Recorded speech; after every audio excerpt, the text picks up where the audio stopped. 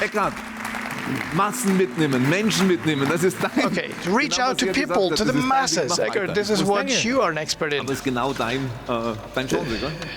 Yeah, it's a good lead-in, is it?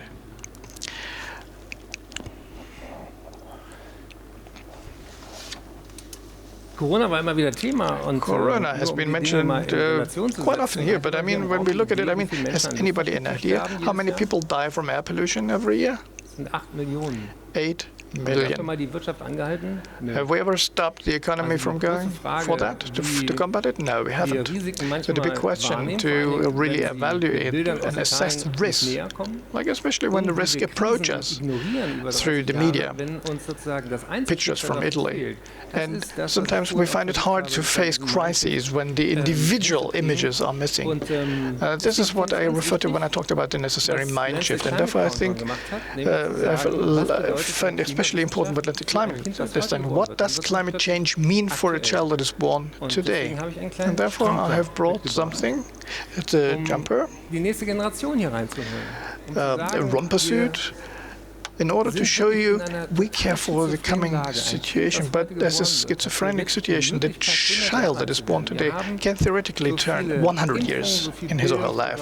We have a lot of educational programs, vaccination programs, a lot of food around, more than we've ever had. And at the same time, we are under such a lot of threat and risk, and therefore this produces a lot of images that help us get motivated to become active. And I mean, I see a lot of elderly white men here in the rostrum.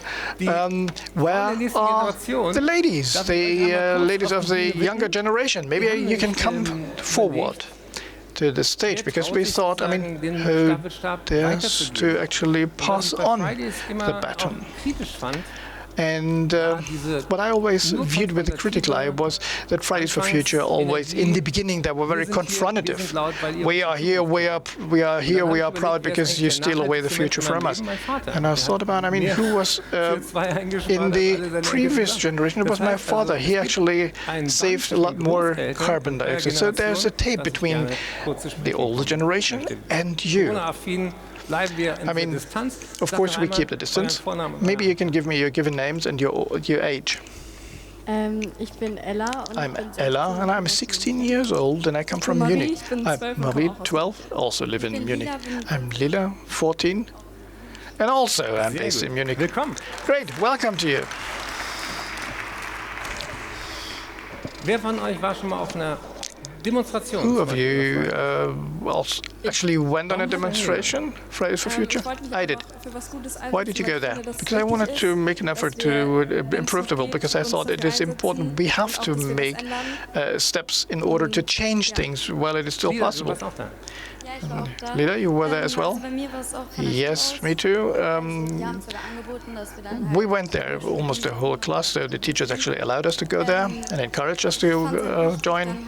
And I thought it was important if as many people as possible go there. And I went there personally because I'm sure we have to change things now. Okay, at the beginning of the Fridays for Future movement, there was a discussion to say, well, can we play truant for one morning? And politicians say, well, the students, the young children have to learn something first before they go out and demonstrate. But I mean, today we see that there's a lot more lessons that you have to miss because of Corona, and nobody is actually finding a fault with that. I think this is kind of strange. What is education actually for, if not to explain the links, the connections? I would like to invite you to a thought experiment. First, I would like to invite you to always to question what other people say. One of my favorite fairy tales is The Emperor's New Clothes, where I always have a clear view from a young child's perspective. I will always say the the emperor is in the nude. Then I say, well, if we have automobile manufacturers and electricity groups come here and say they want to improve the world, what did they do? What have they done up to now? And why haven't we progressed more if progress is possible? And only if we have 1% of the overall of the wealth is needed in order to have the renewables to take care of 100% of electricity, why don't we do it? And this is a question that you certainly will have, your generation. So let us imagine. This is 2050. It's in the future, but it's only 30 years, actually. Who can imagine to live in 2050 and to live maybe differently? Lila, how do you want to see yourself in 2050? Oh, I'm 44 years old. That's not too bad, is it? No. And maybe I have children and a family of my own, and I would like to see my children grow up without this climate change thing, but this should be a thing of the past then. And I would hope that we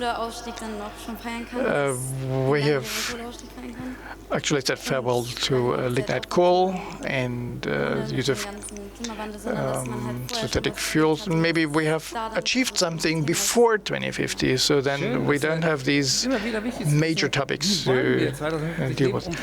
Okay, great. How do we want to live in 2050 in order to look back?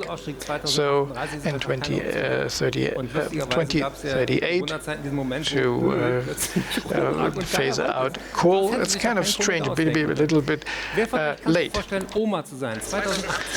Who wants to be a grandmother in 2080? I'd be 76 then, and I also would like to have a family, children, grandchildren, and they should grow up normally in a good world like we do. In history books, they should learn about the climate change and how terrible it was and what people did or did not do about it. I want them to experience it from history books only and not in real life terms like we.